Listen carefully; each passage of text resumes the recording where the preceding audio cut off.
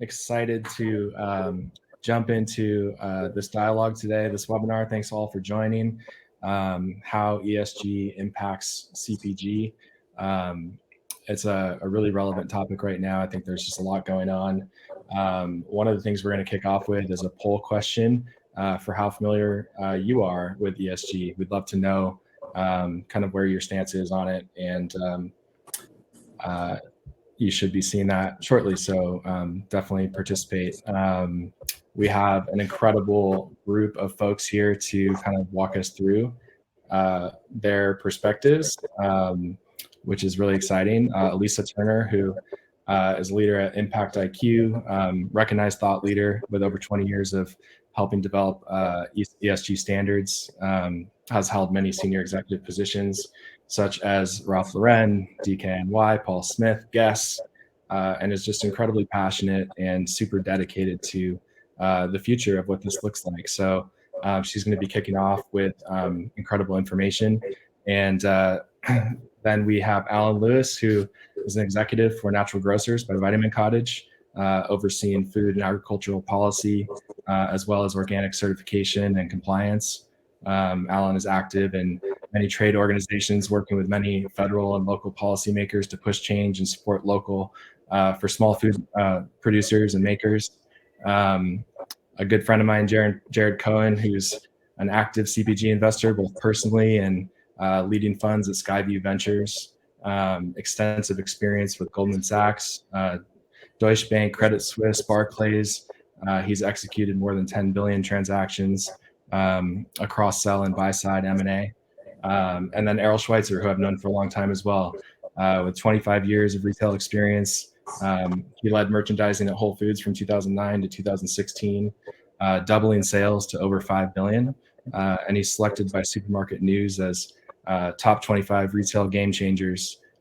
He's a CPG expert and a superhuman when it comes to helping brands and really push things forward in this industry. So an absolutely phenomenal group of folks here that we have. Super excited that you're here to join. And, I think from my perspective and Dirty Hands perspective, we're just excited to kind of host this conversation. And as I reflect personally on my experience in this industry, the only thing I'll open up with is, growing up as a kid in the natural food industry, watching things like organic, natural, really the conversations around certifications and kind of a post-industrialized food system. This industry has always been about responsibility, about impact, about culture, about pushing boundaries, pushing forward. And I think that as we kind of head into this era where we're looking at these topics, in new lights, and starting to think about how we wrap our head around making this more of a formality.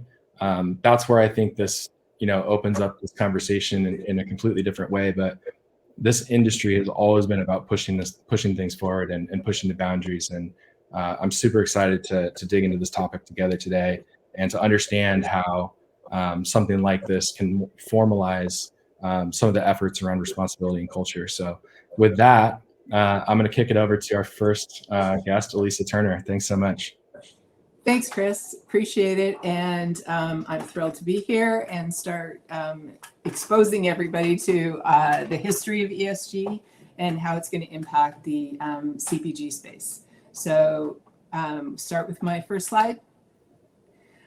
So ESG now is a new frontier for business, and I'm going to unpack this as we go. I'm going to try and keep this high level. There's a lot of information in these slides, but you guys can download the deck so you can read it for yourself.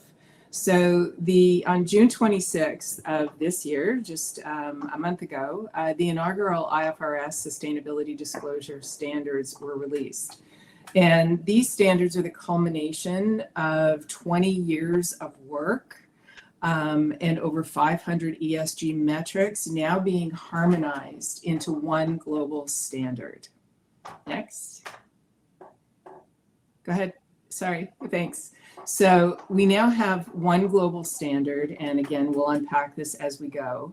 And this is just the beginning, because now we have these standards have been endorsed by the International Securities Commission Exchange, and they oversee all of the financial reporting frame standards globally for 140 jurisdictions. And now they are overseeing these new international sustainability standards. So all public companies are going to be required to report against these standards. Whoops, I can't see Rachel, sorry. Sorry, the slides flipped. Okay, there we go, thanks. So all of these public companies are now going to be required to report on their supply chains. So because their supply chains are, sorry, we're having a little technical glitch here, thank you. Okay, so Amazon, Whole Foods, Costco, all these public companies that small CPG, medium CPG, or even large CPG companies sell into are going to be required to supply ESG related statements in order to do business with these companies, because these companies now have to report on their on their ESG standards. Next. So next slide. Thanks, Rachel. So the reason being, this is follow the money. Why ESG disclosures are rising to the same level of importance as financial disclosures. So this statement here, and I'll let you guys read it on your own, is the most, it's part of a speech by, from Emmanuel Faber, who is the CEO of the International Sustainability Standards Board.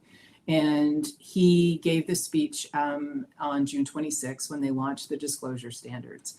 And what essentially, in summary, it says that the current economics, which really have been based on the financial framework that was established after 1929 crash, only captured the financial performance of a company. But we now know today that up to 90% of the value of a company is made up of non-financial elements. So ISSB is really what they've done. What we've done over the last 20 years is create the ISSB is translated as sustainability language into global accounting language. And that accounting language is now going to be required to be disclosed alongside financial statements. So next slide, and we'll put this into context. So economics have evolved. So this is kind of drilling it down into data. So over the last 50 years, but particularly over the last 23 years, we understand that, in 1975, we're looking at this diagram, when a company was valued, they were valued based on tangible assets in a financial statement. That financial statement accounted for approximately 70% of what we called back then intangible assets or goodwill. Fast forward to today, what we understand today, and we've got over 30 plus years of data and many very detailed reports, that up to 90% of a company's value today lies in ESG related practices. So in order for a company to be valued, we needed a language similar to financial reporting that would capture up to that 90% of value. And hence, we had to develop an ESG language that could measure that and articulate it to stakeholders that would reveal in economics today what that 90% is. So as we move forward, obviously investors and stakeholders they had to have insight into that 90% of the value of a company today. And so next slide, we can flip. So essentially ESG statements and scores are now being integrated with financial statements to actually create and value what a company's true value.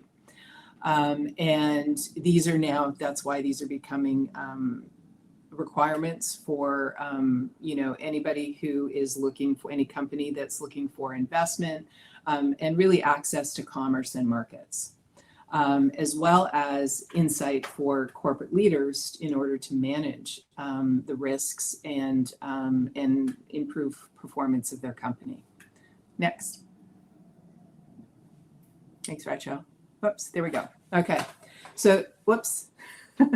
Thanks. So the top 5 things you need to know about ESG and ISSB. So ISSB is the International Sustainability Standards Board that falls under the International Financial Reporting Standards Board, but we'll, on the next slide, we'll unpack that a little bit. So these new international sustainability standards, the top 5 things you need to know, is that they are global disclosure standards. So these are now, they've harmonized all of these 500 some odd standards that have existed and been developed over the last 20 years. So there is now one single standard that companies can report against, just like a financial framework where one, you can compare across all industries to see financial performance. The ISSB standards, there's one global standard. However, the differentiator is that they are not industry agnostic like financial reporting frameworks. They are actually industry specific, but we'll get to that in further slides. There is international support. So the ISSB is endorsed now by the International Organization of Securities Commissions, which is huge. They operate in 140 jurisdictions in the world. It's also been endorsed by the Financial Stability Board, the G20 and G7 leaders. That point 3, disclosure of decision useful material information. So it only includes information that has been proven over the last 25 years of research to have material impacts on value and financial performance of companies. So again, we'll unpack this a little bit when we look at the different industry and sectors. And the definition of materiality, which I know a lot of companies and advisors have different definitions, but the ISSB definition of materiality is the exact same as what it is for financial reporting. So it's anything that is going to be, that it potentially could impact decisions of business leaders, stakeholders, and investors. Okay, and then number 4, building and consolidating existing initiatives. So instead of the alphabet soup that we've been dealing with and has been so arduous for companies and investment community, there is now one standard that has been harmonized and based on all of these other major leading standards. And that then reduces duplicative reporting and then also as well helps companies communicate worldwide. Okay, next. Thanks, Rachel. Sorry, next slide. Thanks. Okay, so this is unpacking who the ISSB is. So the ISSB was established at COP26 about 19 months ago. And it was established by the International Financial Reporting Standards Board. The IFRS was established after the crash in 1929 to actually develop global financial reporting standards and then work with the International Securities Commission who are the watchdogs. So the IFRS recognized, as we previously stated, economics have shifted. We now need an additional framework to financial reporting in order to capture value and risk of companies. So they established the ISSB. The mandate of the ISSB over the last 19 months has been to work with the global leading reporting frameworks in order to harmonize one global framework, and that's what was disclosed on June 26th. So all of these other frameworks, with the exception of GRI, because GRI actually was built for a different set of stakeholders, so it is not fully aligned with ISSB. They do have an MOU, but GRI is not is meant for a different set of stakeholders. But all of the other reporting frameworks you see here now are now falling under ISSB. So the ISSB standards essentially are what you need to focus on. And these standards obviously allow for direct comparison by industry sectors, third-party verification, because they can all be audited. And it gives companies insight into all their related risks, value creation opportunities, and everything we're talking about. Okay, next. Thanks. Okay, so as I previously mentioned, The architecture of the ISSB ESG framework is very different than the way a financial statement and framework was. So a financial statement, everybody knows, is industry agnostic, and the buckets that you capture, you've got everything. You start with revenue, gross profit, expenses, etc., and is industry agnostic. What we recognized in the original research, going back, that Goldman Sachs did, that kind of started this whole evolution, is that there are actually 77 different industry sectors. And the reason being, what is materially financial for agriculture-based products from an environmental perspective is very different than what is materially financial from an environmental perspective in the advertising industry. So there are actually 77 different industry and sector frameworks for ESG. So this makes it a lot more complex for companies to build their own framework to be able to report to. But what it does is it will allow comparison across industry sectors and peer sets so that we can compare apples to apples. So when you look at the top in the green bold, those are the industries, and below them are the sectors. So each one of these have different material issues. And we'll unpack this in the next slide. So next slide. Thanks, Rachel. Okay, so this is a typical dashboard. This is something we produce for clients. And this is what it looks like. Not sure if we can explode this, but if you download the slides, you can see it in detail. So this is a dashboard, and this would be akin to a P&L or to a financial statement. So in the middle, you've got the different dimensions. So for ESG, you've got a report against leadership and governance, business model and innovation, environment, social capital, and human capital. And these are akin to your, like we said, the top line areas of financial statement that you've got to report against, revenue, expenses, et cetera. And we break it down by, again, industry, and then the sectors for this one are ag products, non-alcoholic beverages, food processors and distributors. And you've got issues and topics, and then metrics, and then these are scores for a client. This is an actual sample from a client, and they're scored and what their framework looks like.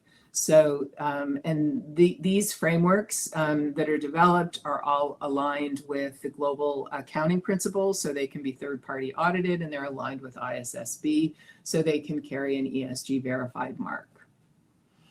Okay, next. So third-party verification. So there's been a lot of we get a lot of questions about, is it important to have third-party verifications? And I know this is very applicable to Chris, to a lot of your members, because in the natural and organic food space, I believe there is just a massive competitive advantage for smaller companies who have a lot of these certifications to be able to level the playing field with big companies, because these third-party certifications actually substantially increase your ESG score, because you have verification across the entire business value chain all the way down to the farm. And having each of these or any of these certifications actually, again, boosts the ESG score of the end product. Whereas, and I know Alan's going to speak to a client that we worked with, it's really cool. It's a small company, and they got the highest ESG score that we have ever scored. And they got in the 80s compared to a mass competitor that was down in the 30s. So, third-party verification is a great thing to have. But again, it's not critical, because if you've also got those practices in place, you will get a high ESG score.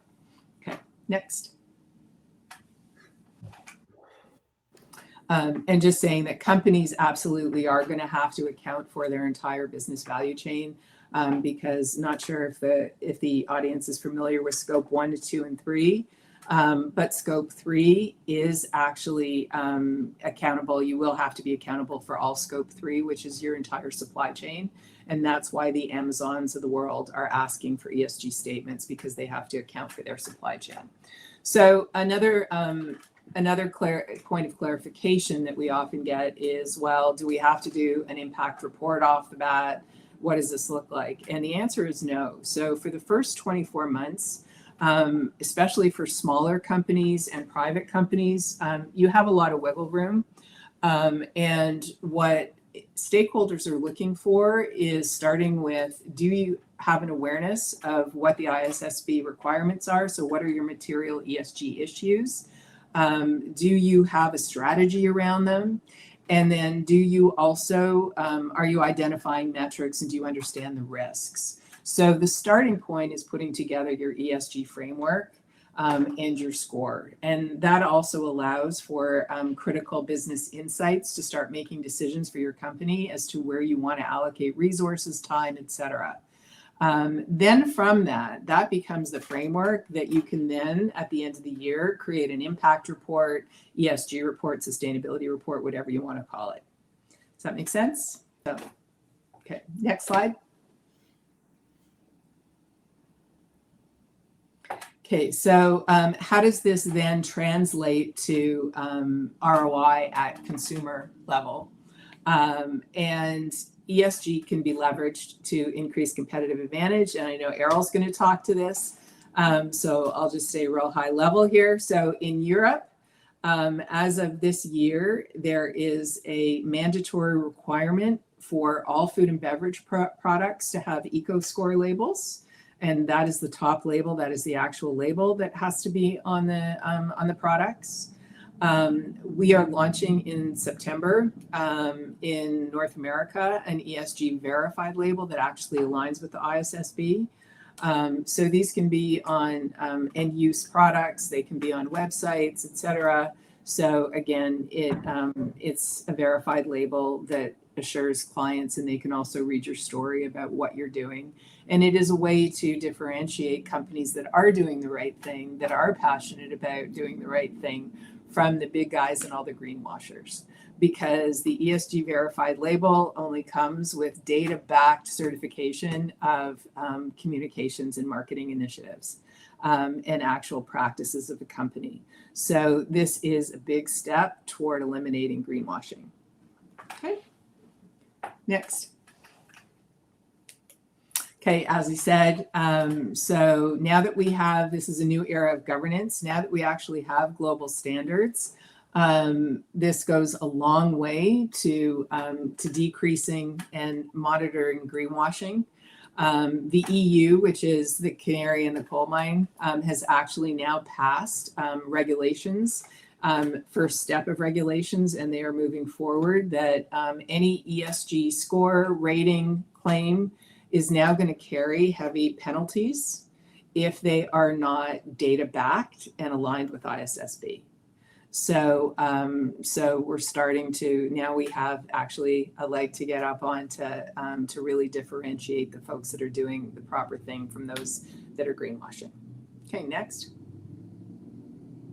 And this is what it could potentially look like at consumer level, is just having an ESG verified logo on it, similar to what we saw that Europe is doing. Okay, next. And this is what we do essentially, but it's also what's going to be required. Really simple, establish just an ESG framework that's aligned with ISSB, a typical example of what an ESG statement looks like. And then once you have those, you can develop your own narrative and your impact statement that can be used for marketing and communication to stakeholders. Okay, next. And that's it.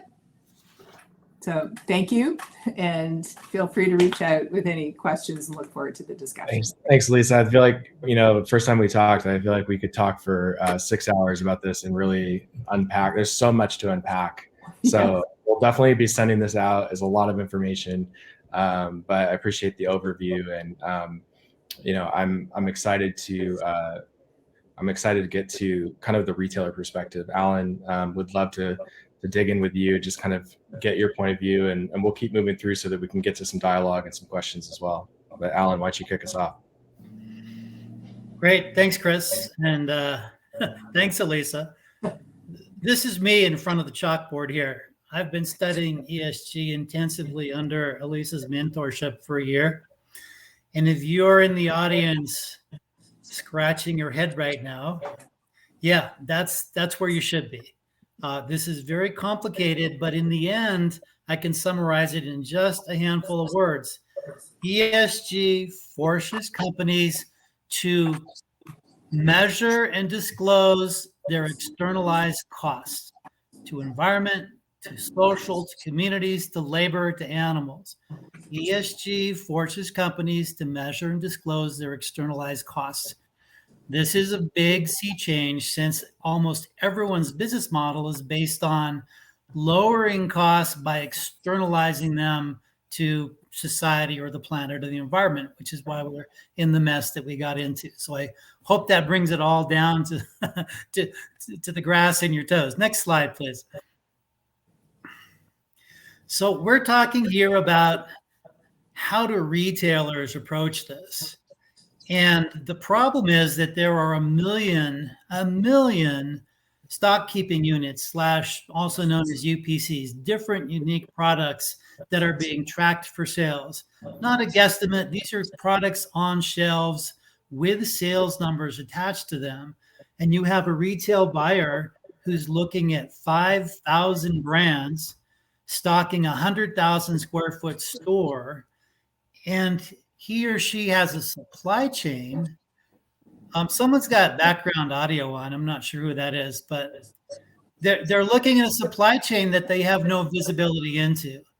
Who's making it? It's undisclosed. Where it's being made, what it's being made from, kind of an endless amount of unanswerable questions. So ESG circles around and says, well, companies need to start measuring these and disclosing them. And a brand with an ESG score is going to be a shorthand for retailers to start making some of the decisions with no other insight, no other fact, no other data. They'll look at an ESG score relative to similar products or similar brands. And I believe start making some key decisions about what to put on the shelves. This is going to get really complicated, and we'll come back to this. But ultimately, like Amazon and Walmart and the other companies, big companies, if you're big or publicly traded, you have mandatory reporting. But what people are forgetting is that if you're selling to those companies, you have mandatory reporting, whether you like it or not, because they are demanding it if you're going to be a vendor. This goes all the way down to the 7-year-olds pulling chromium out of the land in the Democratic Republic of the Congo. So it's going to be a very difficult path to actually capture all this and deal with it. Next slide, please. So chicken. I just want you to imagine you're sitting at a computer deciding how to stock 15 feet of a meat department in a big supermarket. Quintessential ESG product is chicken nuggets. So we're going to look at 3 different sources of chicken nuggets and see whether ESG actually helps us understand their intrinsic nature and how a retailer would use that to decide what to stock. So next slide, please.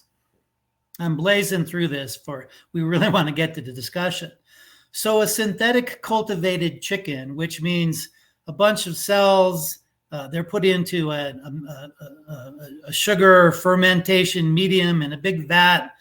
They kind of replicate, they pull out all the detritus and bad metabolites, and eventually they get a bunch of cells that they reconstitute into something that tastes and feels like chicken. Then they put a batter on it and fry it. The complexity of what I just talked about, all the way from fracked natural gas to synthetic nitrogen, toxic herbicides, GMOs, farm subsidies, genetically modified animal cells and plant cells, the extracts, all of the other unknown metabolites, all of this. Oh my God, you're asking a buyer who's got 10 seconds to make a decision to answer those questions about, is this chicken nugget better than another chicken nugget? We're going to dig into this. Some other presenters are going to talk about this technology. There are benefits and there are drawbacks. I believe that ESG is going to help navigate this so that a buyer can really see that in the end, this kind of extractive agriculture technology that takes to create a synthetic nugget probably doesn't help their ESG score in the long run. Next slide, please. And here is 95% of what retailers are selling, if not 99%. The worst of the worst abuses of labors and communities and land and water and air and animals. While we're having this presentation, 1 million chickens will be harvested in the United States. 1 million chickens per hour are harvested. So there's meat coming out of that. There's feathers, there's bones, there's broth, there's dog food. There's endless number of sketch things ending up in chicken hot dogs that you don't want to think about. But this is where the biggest threat is in terms of ESG. Remember what I said, forcing a brand to account for externalized costs. I'm not going to read that list, but if you dig into the price of a $4.99 Costco rotisserie chicken, you will be astounded at how much of the cost of raising those birds is offset on society and offset on the planet. Ultimately, this is what ESG is trying to capture so that retailers and consumers actually have a better idea of the environmental, social, and government weight that a particular product or particular brand is bringing into this. Governance part of ESG is sometimes hard to account for. It's easier to think of environmental pollution and labor conditions under social, but look at this bottom one, price fixing and collusion. That's a governance issue. And ESG and the governance issues in the chicken industry and the livestock industry are really going to have a big impact. People go to jail for this anyway, but disclosing this under ESG is going to put a lot more pressure on these brands. Next slide, please. So this is the brand that Impact IQ, and I helped do a full investor grade impact and ESG score and assessment on. These are small community families, typically indigenous or immigrant or BIPOC. These are chickens out on pasture under fruit and nut trees, returning to their home coop where they're comfortable every night. Everything that this company does is so aligned with ESG aspirations, it takes your breath away, which is why they scored so high. Let's go to the next slide. So the average livestock industry is running in the 30 to 40%, well, the mid 30%, whereas Tree Range Farms is up in the 82%. And this is kind of an aggregation out of 100% of where things are falling. So the industry, this is really important point. They have to disclose these things. They have to disclose all the same things in the same way. It's very hard for them to greenwash this. If they could, they would. And yet when you bump up a regenerative chicken farm here, you have a really high score that can only go up as he increases his disclosures on greenhouse gases. Now letting get back to the retailer. Next slide. Now getting back to the retailer, the question is, does the retailer say, oh, I'm only buying from Reginaldo at Tree Range Farms? Well, that's pretty unlikely since Reginaldo's entire production this year is 10,000 birds. And as I've been talking, we just harvested 100,000 chickens. What we see in retail is the sustainability reports, which are different than ESG disclosures. Those sustainability reports are out of control. Just lipstick after lipstick, different measures, changes in materiality, diversions and distractions. One big retailer saying, well, this year, 27% of our products have some socially redeeming characteristic, which is a 10% improvement over last year where we were at 24.5%. So it's just kind of desperation.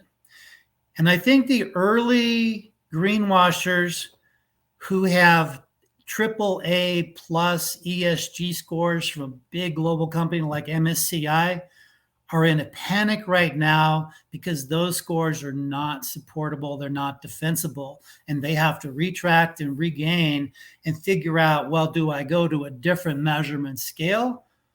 Because I'm not going to go back and say, well, I'm really a B plus or I'm really a B minus. This is going to be a big challenge for people cleaning up their act. And as Elisa mentioned, these are lawsuits, these are regulatory actions, and these are consumer pushback and shareholder pushback. Last thing on this is the nexus between ESG and the actual shopper decision in the aisle. We're not there yet. ESG is a mystery to shoppers. It's not on the products. It's in the branding, and we'll talk about that. I see there's questions in the chat about, well, is this branding or is this something else? That's the gap that we need to cross right now. Let's go to the next slide here. And actually, it's good. No, that's fine. We can hand it off to Jared, but that's a really good setup for what Jared's seeing, because he wants to invest where customers are making decisions. So I'll hand it off. Thanks, Jared. Sure. Fantastic. I appreciate it. Thank you. Okay, so this is really from the investor's perspective, how at least some people think about ESG. So at its core, the investor's journey is really pretty straightforward and perhaps obvious to most. So step number one, and just going across the top of the page here, you do your due diligence and you make an investment. Step number two, you, in whatever way you can, help to improve the business. And usually that's through growth and a bunch of other things. And then step number three is you sell the investment or you exit it, right? So ESG is a factor at each step along the journey, and I'll walk through kind of each on its own. Then on the next slide, which don't switch there yet, I'll give two examples of ESG in my portfolio of investments, and they're quite different in terms of their ESG orientation. So on the investing side, ESG is kind of table stakes now. It's rare that an investor comes across a business, especially in early stage CPG, where there isn't some sort of ESG orientation. And that degree of orientation ranges from purely lip service to being much more of a core focus. Some investors care if it's just lip service, whereas others may just be checking the proverbial ESG box. But it's meaningful when deciding to make an investment for a few different reasons. So when raising their funds from institutional investors, meaning insurance companies, pension funds, and the like, most either venture capital funds or private equity funds, especially in CPG, pitch some degree of ESG orientation. That allows those institutional investors, again, the insurance companies or pension funds, to check their own ESG box, which all of the large ones have. But it also means that the venture capital or private equity investor has to live up to his or her promise around ESG to those investors. They basically have their proverbial feet held to the fire. And second, we'll get to this shortly, but the venture capital or private equity investor usually only will make an investment to the extent that he or she has an idea as to who might be the eventual buyer of the business. And while ESG may not be necessarily a key driver to value in a sale, it really is, in most circumstances, at least a check the box item for a strategic buyer looking at acquiring a CPG business. So I think the long and the short of it is that ESG, to some extent, and it's really case by case, plays into the upfront due diligence as well as investment decision-making process.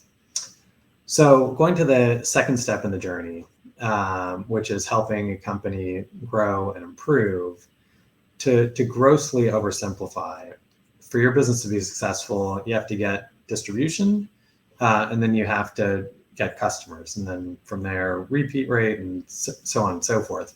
And ESG is important all along the way. So with respect to the consumer, there's a group for whom a company's or a product's ESG orientation is extremely important. Without it, the company may not be able to address that given segment of the market. Then there's the consumer who is trying to decide between two or more similar products, on the shelf, in the store, what have you.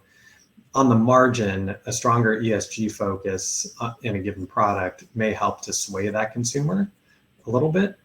But this is it's a material factor, not only for consumers, but also for the retailers. And this is the case for two reasons, most likely. The consumers demand it because, well, at least some consumers demand it because they can vote with their feet and effectively go next door or across the street. And then second, the shareholders and investors in those retailers also require it, or they will vote with their checkbooks and not invest in the business. So I'll give two specific examples with respect to retailers. So Walmart, which serves about 40 million people a day, is heading towards 100% recyclable, reusable, or compostable packaging by 2025. It's also targeting zero operational waste in North America by the end of 2025. And then Kroger, which certainly is smaller than Walmart, but still a very major player in the ecosystem, they have about 3,000 stores, has a philanthropic goal of creating communities free of food waste and hunger. And since 2017, Kroger's actually rescued about 100 million pounds of surplus food and donated it. Also in 2021 alone, they directed about 500 million meals to communities in need. And then moving on to the third step here, the all-important exit or liquidity event. The holy grail really for an investor, owner of a CPG business, from a financial perspective, is to sell to a strategic buyer. Meaning, I've invested in a couple of beverage businesses. I would love for a company like Coke or Pepsi to come in and purchase those businesses, because companies like Coke or Pepsi will pay for synergies with the target business, whereas a financial buyer, meaning a private equity fund or other type of financial buyer, can't generate the same degree of synergies, and they won't give you value for it. So to that end, many of the large strategic buyers in CPGs, such as Coke and Pepsi, and this was kind of touched on a little bit earlier, they are publicly traded entities. And as such, they often have pretty clearly stated ESG goals that they and their boards of directors set for themselves. And those are stated on their website, in their annual report, and there's a decent amount of fanfare that is put around them. And for the most part, these strategic buyers won't purchase a business solely because it's ESG focused. But if the acquirer, again, Coke or Pepsi or whom have you, can point to a strong ESG orientation in terms of the target, at least on the margin, it plays better in terms of getting approval from the board of directors, with their public shareholders, so on and so forth. And so moving on to the next slide, to make it a little bit more tangible and specific, let's look at two quite different examples in my portfolio. So on the left-hand side, we invested in a company called Slate Milk out of Boston in 2021. What Slate is, very simply put, it's lactose-free, no sugar, low-fat, high-protein, clean ingredient chocolate milk. So they have milk chocolate, dark chocolate, so on and so forth. I invested when the business was quite small, but since it launched kind of late 2019, early 2020, they've raised more than 20 million in venture funding. They're in more than 12,000 stores across the country. They just signed a big promotional deal with the UFC. So it's no longer, at least on a relative basis, a really small business. But the core focus of the business is really to provide this healthy indulgence, right? It's chocolate milk that a lot of adults won't necessarily indulge in, but if they know that it's low sugar, high protein, so on and so forth, it's an easy way to do it. So that's the core focus, but Slate still has a pretty strong ESG orientation in two ways in particular. One is sustainable sourcing. So they actually source their milk solely from family-owned farms, and then the excess water in the process of kind of filtering the milk is reused back at those farms. So there's a sustainability angle, and then second, they're actually certified as a plastic neutral business. So they take a certain amount of profits and actually finance waste management infrastructure and provide additional income to marginalized workers fighting the plastic waste crisis. So that's Slate. On the right-hand side of the page, much different product and much different orientation with respect to ESG is a company called Melibio. So Melibio has actually figured out how to make honey without using bees. So if you took a dab of Melibio honey, put it on a plate next to traditional honey, it looks, tastes, smells, feels almost exactly the same, and it has the same nutritional dynamics. So unlike Slate, where ESG is more of a secondary focus, for Melibio, there's a very explicit ESG focus. Frankly, the business is probably founded around kind of ESG orientation. And it's really focused on sustainability and the environment. So the concept here is that the current way honey is produced harms, but also propagates the expansion of the honeybee. And what I didn't know before I started doing due diligence on Melibio is there are more than 4,000 bee species native just to the United States. So bees, I think, as a lot of people know, are really important to the environment as pollinators. And as the honeybee population expands, it has the potential to crowd out the species that are really the key pollinators. So honeybees are not. If pollination, and again, this is probably stating the obvious for most, but if pollination doesn't take place at the right rate, that clearly has a serious knock-on effect to the environment. And so the ESG orientation here was born out of there are two co-founders. One of the founders experienced in the honey industry. So he spent about a decade or so in working at the largest honey companies in Europe. And he saw what the dynamic was with the bees, and he really wanted to make a difference. And thus far, the ESG orientation, which again is very much so fundamental to this business, has really resonated with investors, with consumers, with food service operators. The company launched in about 2021. They've raised a significant amount of capital from really high-end firms like City Capital, Collaborative, Astonor, et cetera. So, it's still early days to see how that ESG orientation plays out, but it seems like there's a decent amount of promise. But the bottom line, broadly speaking, from an investor's perspective, is that ESG's presence over the last few years in particular on the investing side has grown substantially. While it isn't a primary focus for most investors, it's rare that it isn't at least a check the box item during due diligence on a new investment, as well as just almost kind of signage that you put up on your website. And especially in kind of better for you functional CPG, ESG is reasonably pervasive and will only continue to grow in importance. So with that, I will hand it over to Errol. Thanks, Jared. So I'm going to just tackle the culture war stuff because it's sort of like the undercurrent here.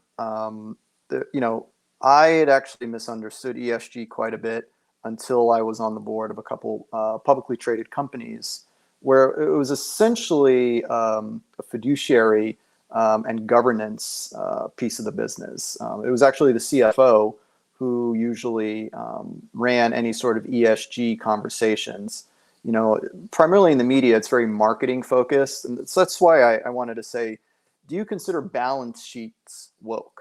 For those of you who run a business, it's because, as the previous speakers have outlined, ESG push is coming from the investor community. It's actually not an activist shareholder or an advocacy community or folks marching in the street. It's because institutional investors don't want to put their money in stuff that's going to blow up in their face. And so that's pension funds like union pension funds or teachers pension funds, mutual funds, university endowments like the Harvard endowment is like $45 billion, or municipal investment funds like New York City, who has a very outspoken city comptroller. So they want portfolio companies to understand and communicate risk in their business models as Alan said externalities. I mean, this is essentially as close to a true cost accounting model as we've seen in the free market. And as Elisa discussed, it's about materiality. It's about, are these issues something that would impact whether or not you should put your money in it, or your money will be impacted by having being part of that portfolio. So that's why these international frameworks are getting more prominent. That's why you're seeing federal regulations. That's why, and this is something that Elisa helped me understand.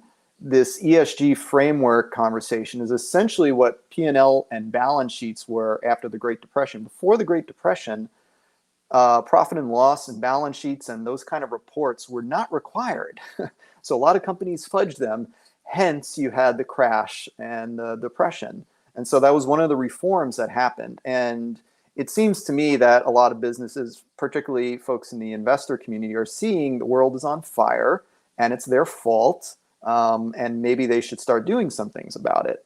And so while it seems that it's mostly around CYA, next slide, I really think this is about the types of opportunities there are for our peers, our colleagues in the natural products industry. I'm not sure if you heard me say next slide there, Rachel.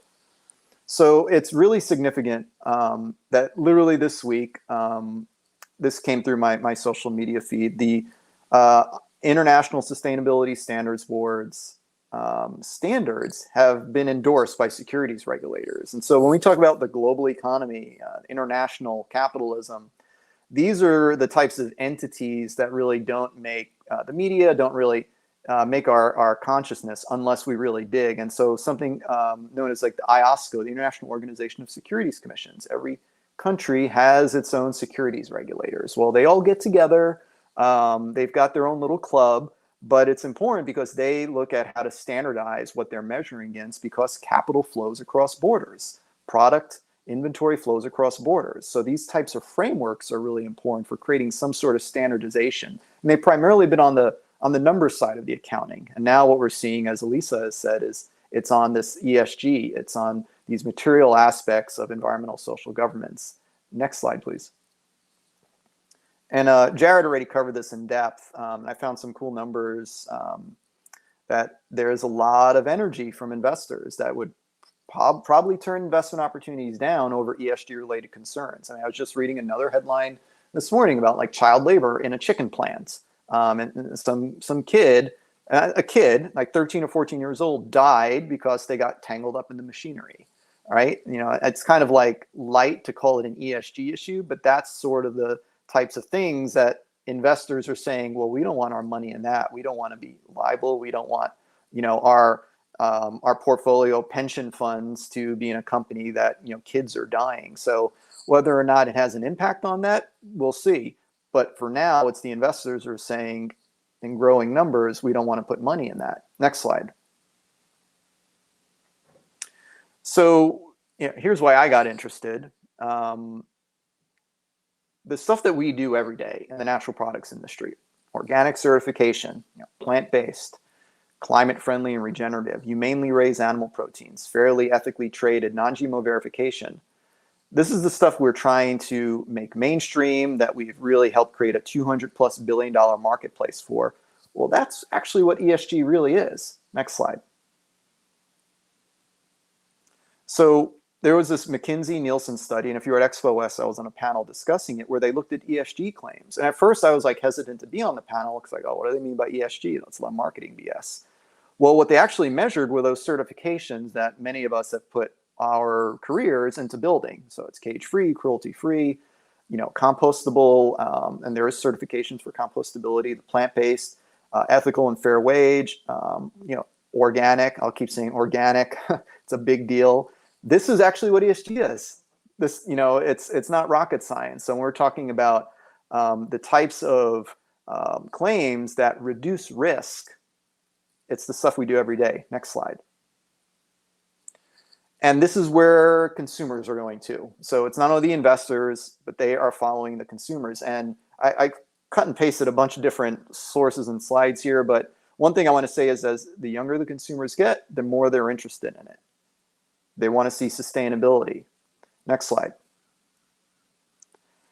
And so what we're really here trying to say is like the first step is the benchmarking. It's really just the level setting. And the fact that now there's international frameworks that are creating a apples to apples comparison between, as Alan discussed, the big chicken, the industrial scale chicken, and these folks that are creating probably the best method of animal production in the world.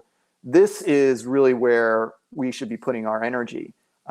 It's all about validating what many of us are already doing, or validating the continuous improvement steps. So about improving business models, like a lot of this is about operational intelligence. It's about governance concerns. And really it's about outmaneuvering the greenwash. When you see these ESG reports, that's a lot of marketing heavy talk that isn't using these frameworks, in addition to navigating these regulations. And then finally, next slide.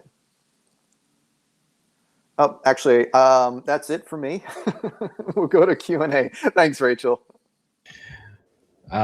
Awesome. Well, we took a good amount of time, getting to this point, so we only have a few minutes left. But I think one thing I wanted to say is, I think I read a stat recently, Errol, that something like 70% of Gen Z is willing to pay more for sustainability, something to that effect, right? Don't quote me on it, but well, I think they're only having to pay more because the people who aren't doing things right aren't taking into account all their true costs, right, Alan? That's the externalities. And so the good stuff costs more, even though in the long term, it's much better, right, and really should be cheaper. In the meantime, yes, let's start benchmarking against that stuff to justify what we're talking about here.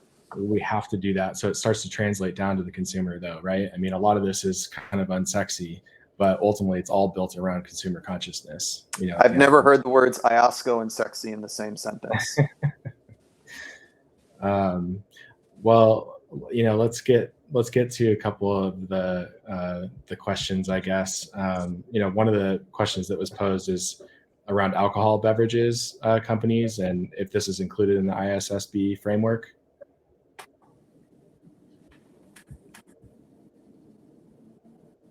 Do you want me to answer that? Yeah. Hop in. All right, and I think I have an echo here. Yes, there's actually two. One of the industry sectors is for alcoholic beverages. So there is a set of material issues that are specific for alcoholic beverages. That's the simple answer.